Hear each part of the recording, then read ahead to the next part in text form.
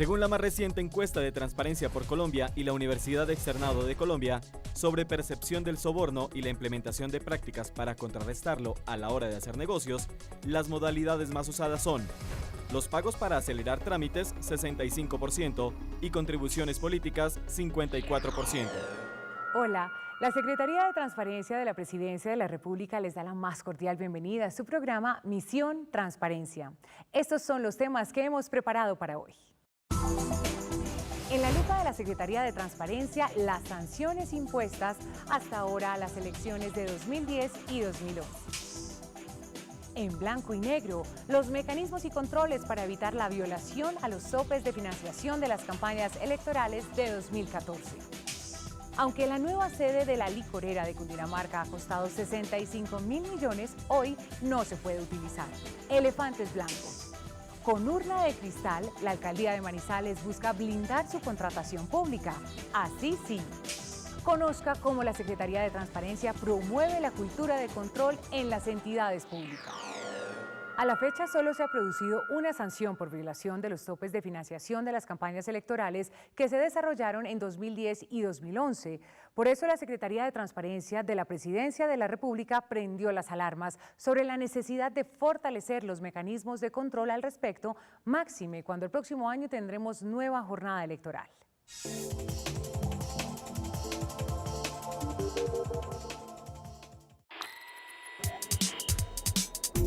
La Secretaría de Transparencia de la Presidencia de la República le puso la lupa a las elecciones de 2014, buscando que se respeten los topes financieros de las campañas.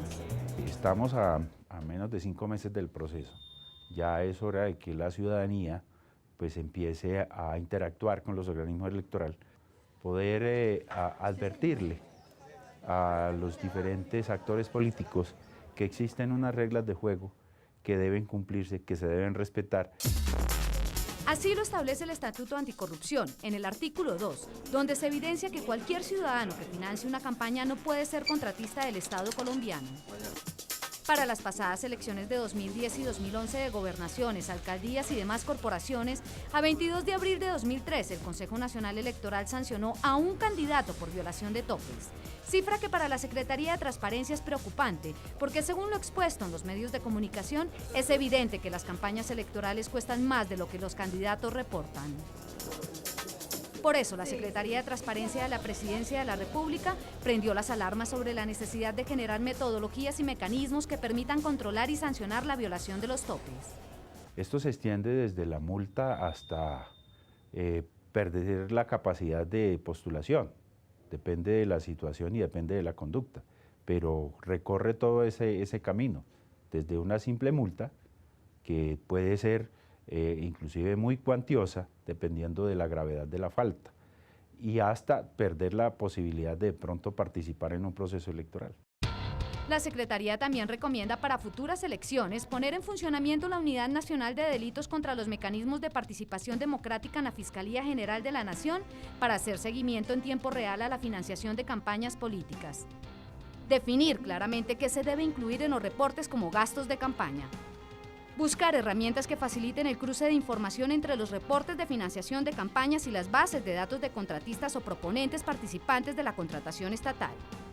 Y publicar en formato de datos abiertos los reportes de financiación de los candidatos y partidos para que la ciudadanía también pueda hacer cruces de información y llegar a auditorías ciudadanas. A pesar de no existir sanciones significativas sobre la violación de topes, ya vimos que es un hecho que en el país las campañas electorales cuestan más de lo que el Consejo Nacional Electoral estipula. De ahí que sea necesario revisar los problemas estructurales del sistema de control de las campañas. Esto lo analizaremos en nuestra sección En Blanco y Negro cuando regresemos a Misión Transparencia.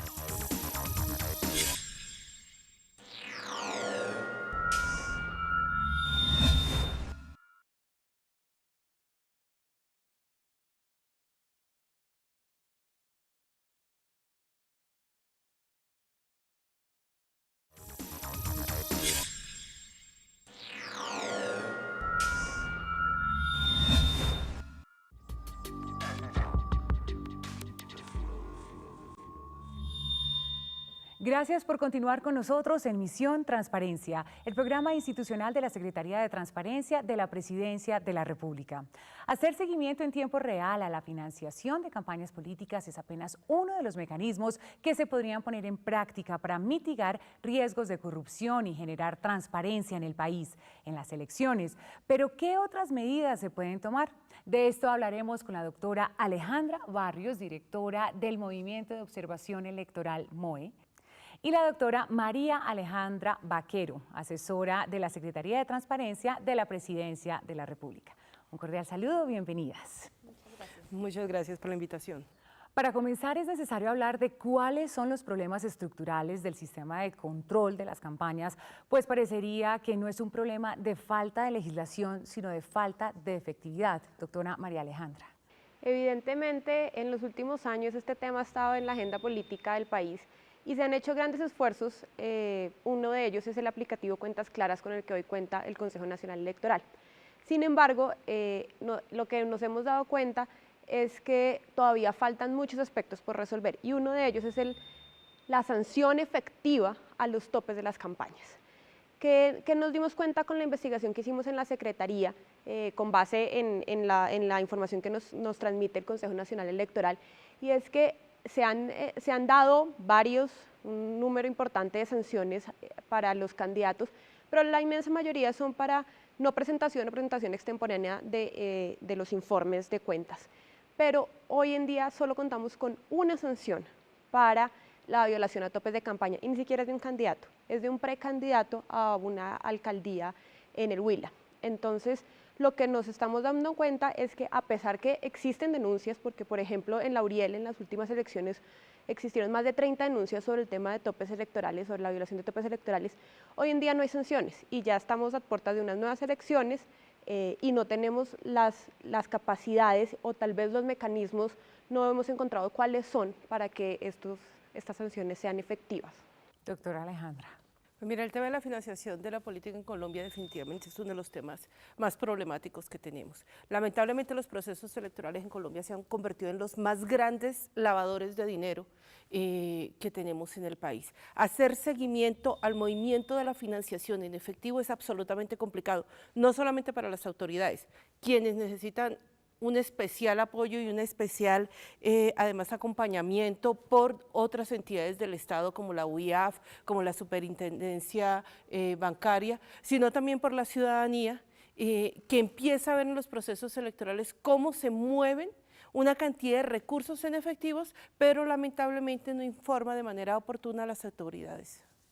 El Ministerio del Interior viene realizando mesas de seguimiento electoral para que tengamos unas elecciones más transparentes el próximo año.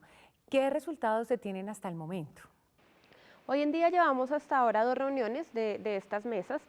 Estas mesas han sido y han demostrado su efectividad desde las elecciones pasadas, aunque todavía tienen muchas carencias, pero es importantísimo, y esto es un llamado de la Secretaría, que estén allí presentes todas las entidades, entre ellas el Consejo Nacional Electoral, y no que sigamos reuniéndonos y dándole un poco de mucha charla al respecto, pero que no tenemos efectividad y no tenemos unas decisiones que de verdad cumplan la función del seguimiento electoral de estas mesas, ¿no? Bueno, veíamos hace unos minutos cómo se habían sancionado 478 candidatos por no presentar su rendición de cuentas y solo uno por violación de los topes de financiación de campañas.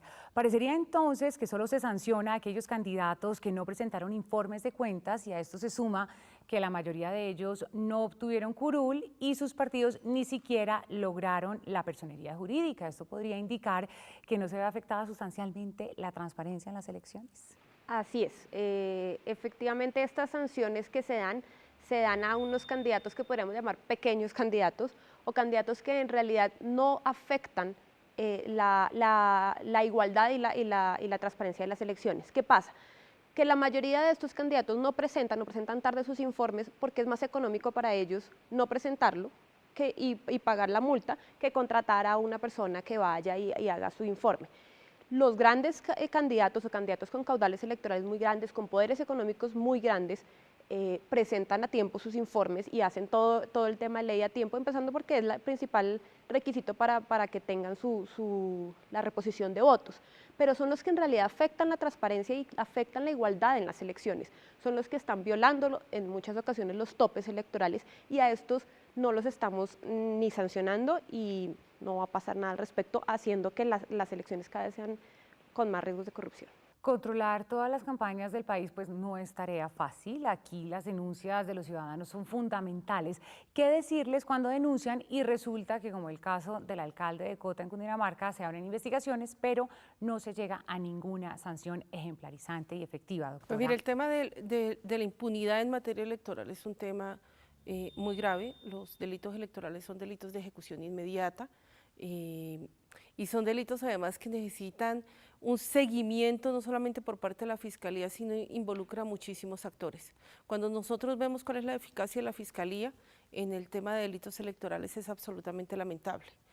¿Qué tenemos que empezar a hacer? De una parte, la Fiscalía General de la Nación, indudablemente, para estas elecciones, y eso es inaplazable, fuimos al 2011 sin la unidad especializada en delitos electorales, no deberíamos aceptar, y ninguna institución responsable del tema electoral debería aceptar que fuéramos a las elecciones a Congreso y Presidencia de la República sin la unidad especializada en delitos electorales, y obviamente tenemos que fortalecer la unidad de reacción inmediata, la URIEL.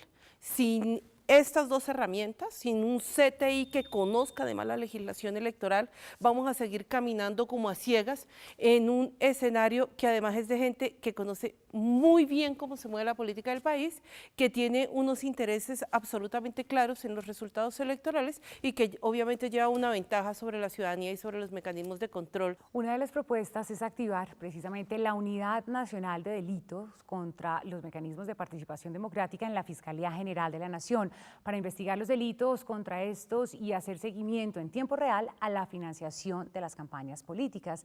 ¿Qué falta para poder hacer esto, doctora María Alejandra? Aquí lo que necesitamos es que trabajemos mancomunadamente todas las entidades. Es importante la participación de la UIAF, por ejemplo, en estos casos. Y es muy importante también activar y fortalecer mecanismos que hoy en día tiene el Consejo Nacional Electoral, como son los tribunales seccionales. Estos tienen la capacidad de hacer revisión en tiempo real en los departamentos y en los diferentes municipios.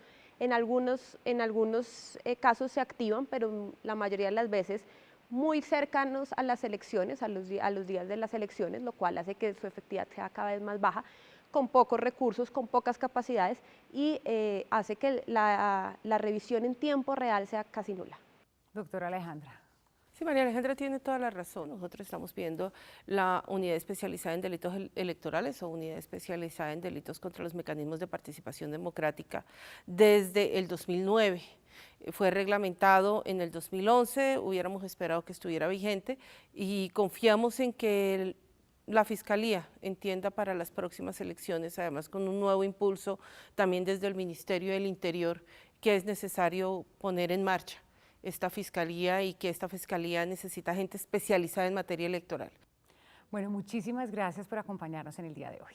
Muchas gracias. Muchísimas gracias por la invitación. Como vemos, desde ya se trabaja en mitigar los riesgos de corrupción y generar transparencia en el país en las próximas elecciones. Ya regresamos a Misión Transparencia.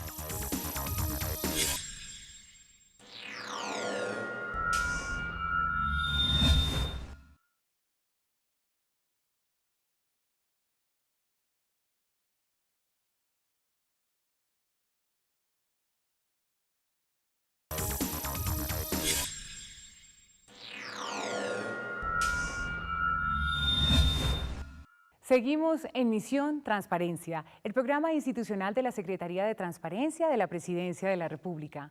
Llegamos a nuestra sección Elefantes Blancos. Si usted conoce alguna obra que se haya convertido en una mole de concreto, escríbanos a buzón1@presidencia.gov.co. Hoy les traemos la historia de la nueva sede de la licorera de Cundinamarca. En 2005, la gobernación avaló su traslado porque, entre otras cosas, la planta no cumplía con las condiciones medioambientales y sanitarias y no tenía capacidad de almacenamiento. Sin embargo, 8 años después y luego de una inversión de 65.000 millones de pesos, no ha ocurrido el traslado. Elefantes Blancos.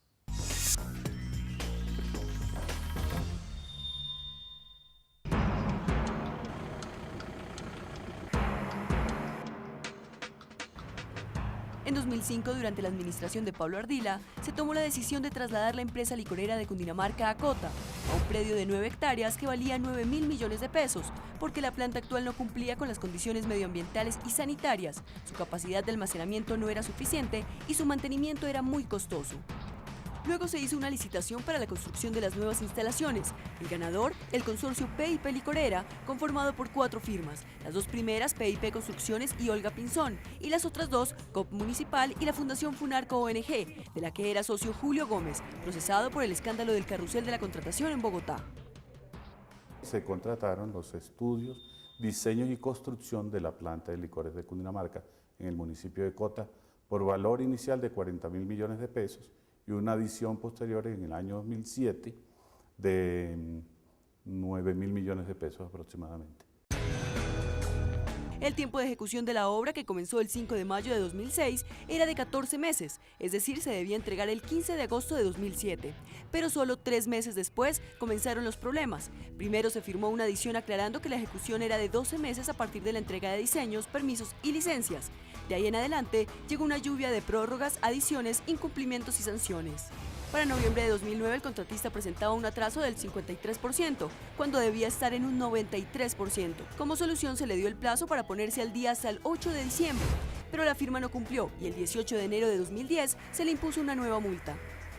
Pese a esto, el 30 de enero del mismo año la licorera firmó la primera acta de recibido, haciendo observaciones a la obra que debían ser entregadas un mes después, pero que fueron prorrogadas 4 veces más, hasta que el 30 de abril se deja claro que no hubo entrega de obra ni recibido de inventario. Casi 7 meses después, el 2 de noviembre de 2010, luego de haber firmado 8 prórrogas y 3 adiciones en tiempo y plata, y de haber suspendido 15 veces la obra que ya había recibido 5 multas, la licorera de Cundinamarca declaró el incumplimiento del contrato y estableció una multa por más de 4.000 millones de pesos al contratista. La empresa la recibió con algunas observaciones que luego determinaron un incumplimiento por parte del contratista en la entrega de la obra, por obras faltantes, por temas de calidad. Por eso la licorera el 16 de mayo de 2011 liquidó unilateralmente el contrato, estableciendo que el consorcio PIP Licorera debía pagarle más de 12.000 millones de pesos, proceso que aún no ha concluido. Mientras resolvía esta liquidación, contrató un estudio por 145 millones para determinar la viabilidad del traslado a Cota, pero los resultados mostraron que la mejor alternativa era quedarse en Bogotá y realizar una modernización de la actual planta. Lo malo, se demoraría 8 años más. Con una inversión mínima que hemos estimado en 2 o 3 años de 16.000 millones de pesos, podemos dejar la planta a punto. Trasladarnos para el municipio de Cota todavía requería una inversión casi del triple con respecto a la adecuación y a la maquinaria que había que implementar en la bodega de Cota, de casi 60.000 millones de pesos. Basados en los resultados del estudio, decidieron poner en venta el inmueble de Cota, en el que a diciembre de 2011 la licorera de Cundinamarca había invertido más de 65.000 millones de pesos, entre otros, en mantenimiento, estudios, abogados, licencias y terrenos, mientras que el avalúo de la bodega para la venta era de más de 69.000 millones de pesos, de los que no le quedaba nada porque tienen una destinación específica y es amortizar el pasivo pensional de largo plazo que tiene la empresa, que hoy suma aproximadamente 200.000 millones de pesos y solamente está cubierto en alrededor de el 20%, puede ser unos 42.000 millones de pesos. Con esto puede llegar más o menos al 50% con la venta del inmueble. Sería la inmobiliaria de Cundinamarca la encargada de vender o arrendar el predio, para que el dinero llegara a la deuda del pasivo pensional. Para ello tenía un año de plazo, desde el 31 de agosto de 2012. Sin embargo, hoy, un año y un mes después, no ha vendido el predio. Se vence el plazo de la ordenanza. Nosotros, previendo este tema, se presentó nuevamente la ordenanza a la Asamblea de Cundinamarca y a la Junta del Fondo de Pensiones, siendo aprobada nuevamente para la venta de la bodega de Cota. Ahora la venta deberá hacerse a través de una convocatoria pública y abierta. Mientras tanto, la licorera, que se queda sin sede nueva, tiene que invertir en la modernización de la de Bogotá, que demora otros 8 años, y continuar pagando el mantenimiento de la de Cota, que en 36 meses, es decir, entre mayo de 2010 y enero de 2013, le costó más de 2.300 millones de pesos. La alcaldía de Manizales puso en funcionamiento la estrategia Urna de Cristal, que busca garantizar la transparencia en sus procesos de contratación. Así sí.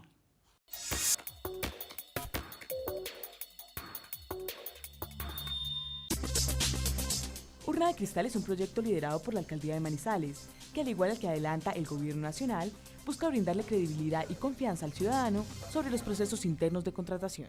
Que estos no están direccionados, que no tienen ningún sesgo y que las personas o los oferentes que se la van a ganar, pues obviamente se la van a ganar dentro de toda su idoneidad. Este mecanismo de divulgación, transparencia, pedagogía y fortalecimiento de los procesos contractuales fue creado en mayo de 2013 con un objetivo específico, que cada una de las licitaciones esté ante los ojos de todos a través de una oficina de cristal. Tenemos 20 metros cuadrados, toda rodeada de vidrio, un espacio para los oferentes, un espacio adentro para que se ubique el comité evaluador.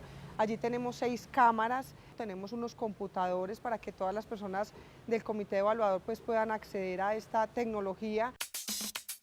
Lo que pasa minuto a minuto dentro de la urna de cristal también se puede consultar en la página www.urnadecristalmanizales.com. Hasta el momento este portal ha tenido más de 2.500 visitas. Hemos llevado alrededor de 35 procesos, es una cifra interesante en donde le damos la garantía a todos los ciudadanos, incluidos los oferentes, pues que se está llevando el proceso de una manera transparente. Esta urna de cristal abierta y dispuesta al público permite que los ciudadanos también puedan denunciar. Puede tomar su foto, puede mandarla a nuestro micrositio, puede hacer su denuncia, esta denuncia llega directamente a control disciplinario hace su análisis y la redirecciona al interior de la administración municipal. El Departamento Administrativo de la Función Pública y la Secretaría de Transparencia de la Presidencia de la República continúan fortaleciendo el proceso para nombrar a los jefes de control interno del país.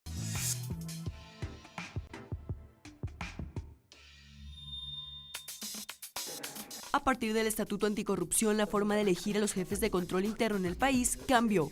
La decisión que antes estaba en manos de los alcaldes, gobernadores y ministros, entre otros, pasó a ser cargo de libre nombramiento y remoción, designado por el presidente de la República. Hemos tenido, digamos, unas fases en las que hemos desarrollado esta nueva forma de proveer este cargo que da más imparcialidad a la forma en que se ejerce el control interno en las entidades nacionales. En la primera fase se hizo una convocatoria pública en la que participaron 3.500 aspirantes y en la segunda se calificaron las hojas de vida de estudiantes de varias universidades del país. Cuando se reciben estas hojas de vida se surte, digamos, una especie de procesos que básicamente son verificar actividades. Por ejemplo, mirar si los conocimientos técnicos los tienen y mirar las habilidades gerenciales y adicionalmente se les hace una entrevista. La independencia y la autonomía que generan estos procesos para blindar al cargo en relación con cada entidad le otorgan un halo de imparcialidad, le otorgan una independencia que determina sin lugar a dudas un rumbo muy honesto y muy claro en función de la tarea de la Oficina de Control Interno en cada entidad. Ahora el Departamento Administrativo de la Función Pública y las Secretarías de Transparencia y General de la Presidencia de la República, que lideran el proceso, comienzan una nueva fase. Cuando se expide el Estatuto Anticorrupción, teníamos muchos funcionarios que estaban nombrados con anterioridad. Esos funcionarios no se han removido y están ocupando sus cargos. Entonces, estamos pensando en validar los conocimientos de esas personas que en algunos casos llevan 8 años, 10 años ejerciendo la función. Entonces, sería interesante saber qué tanto se actualiza un jefe de control interno. Ya han sido elegidos 58 nuevos jefes de control interno para ocupar los 209 cargos que existen en el país. Ellos tienen la tarea de procurar que todas las actividades, operaciones y actuaciones en toda entidad se realicen de acuerdo con las normas constitucionales y legales. El pasado martes 24 de septiembre, la Unión Europea y el Gobierno Nacional firmaron un convenio por 9 millones de euros para la prevención y lucha contra la corrupción en nuestro país. El proyecto denominado Fortalecimiento Institucional de la Capacidad Colombiana para aumentar la integridad y la transparencia tiene como prioridad el monitoreo del Estatuto Anticorrupción y la coordinación y seguimiento a las políticas de transparencia en el país. Es un convenio que consiste en apoyar al gobierno colombiano, a las entidades colombianas de control, de veeduría y en particular a la sociedad colombiana, o sea, a la sociedad civil, de fortalecer las entidades de control y también de dar instrumentos a la sociedad civil de poder realizar la veeduría de las políticas públicas. Para la Secretaría de Transparencia de la Presidencia de la República, la firma de este convenio es un voto de confianza en la labor que viene realizando el Estado, tanto en la prevención como en la sanción de actos de corrupción. Se concentra en dos sectores principalmente, que son salud y minería, por considerar que ahí, digamos, la población es lo más vulnerable, dado las situaciones particulares de Colombia. Así, estos recursos, además de contribuir en sectores prioritarios como salud, agua y minas, durante los 6 años de ejecución, también apoyará al sector privado en procesos de autorregulación y dará instrumentos para la puesta en marcha del Grupo Élite contra la Corrupción, C4. Si tiene alguna denuncia, escríbanos a buzon1@presidencia.gov.co. También puede escribirle al secretario de Transparencia a su cuenta en Twitter, @RafaelMMerchan. Y si quiere conocer más de las acciones que adelanta la Secretaría, ingrese a www.secretariatransparencia.gov.co. De esta manera nos despedimos invitándolos para que nos acompañen en nuestro próximo programa, Misión Transparencia.